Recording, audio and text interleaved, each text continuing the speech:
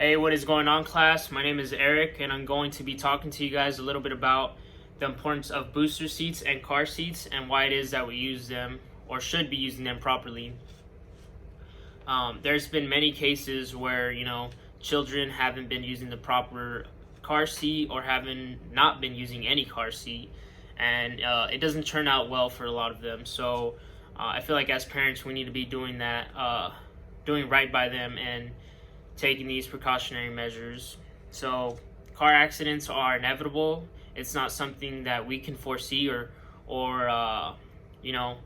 we can't see the future. So we should always be planning accordingly and not be prepared for these circumstances. I know a lot of people have gone their entire life without getting in an accident, but it doesn't mean that you cannot be in an accident just because you've gone so many years without being in one.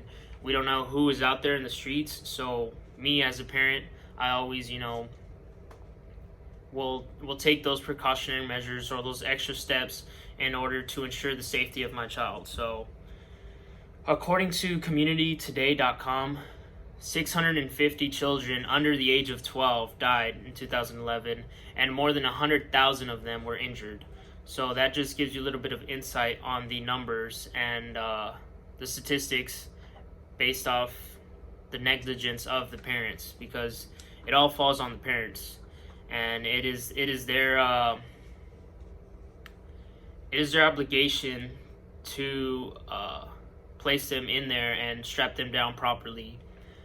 So over 600,000 children rode without a car seat in that year.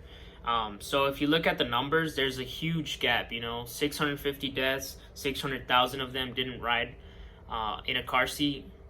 But regardless of that gap, 650 deaths, that's just too many, even one death is too many. So that just to give you a little bit of insight on that. According to healthline.com, there are 3 stages of car seats or booster seats. So if your child is under the age of 2, they will be using a rear-facing car seat. And then after they hit that 2-year mark, up to when they're 4, they will be able to use a forward-facing booster, or not booster seat, but car seat. And then after the age of 4, they will be using a booster seat up until they are over the mark of 57 inches. So anywhere from 57 inches and up, they will be able to ride without a booster seat in order to fit the seat belt properly. So if they're anywhere under the that height requirement, they will require a booster seat. So all of these are going to be tailored to the way your child is. Some kids are bigger, some kids are smaller, and it's all going to be based off your judgment as well. If you want to have them in a rear-facing car seat for longer than the age of 2, then that's totally entirely up to you. So there has also been laws put in place in order to enforce some of these. Most states, across the board, across the country, have these laws. So these laws allow police officers to pull you over and cite you for the lack of using a booster seat or the lack of using them properly. Some, according to the CDC.gov, are even allowed to fine you double that amount, just to give you a little insight.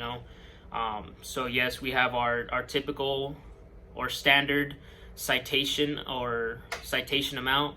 They can double that if they want to, in order to just prove to you that you're wrong and you need to learn from this mistake. Because if it were me, I would want to pay double that citation than risk the life of my child. Because we all know the life of any life is priceless. We can't put a price on somebody's life. So that just gives you a little bit more, keeps you a little bit more on your toes. It shouldn't come to that, but sadly that's what it's come down to in certain states, where they have to fine you that double amount. So in the end, I just feel like people need to get into that tendency, or that they just need to get into that rhythm if they have children, to strap them in properly. Yes, sometimes you're just running down the road or running to the grocery store, or you're even running late. But at the end of the day, it is the safety of our children, and we need to be looking after them, because they're just children and they don't know any better. And if you start teaching them that they don't need to be wearing their seatbelt, later on when they're a little bit older, they're gonna be like, hey, my mom never strapped me in, so why should I strap myself in? You should always be practicing safety measures to set them up for success, not only when they're a little bit older, but even when they're out there driving by themselves, or when they have kids, in order for them to have that example, and take care of their kids when they have kids. So that's just a little bit of insight and a little bit of information on car seats and booster seats.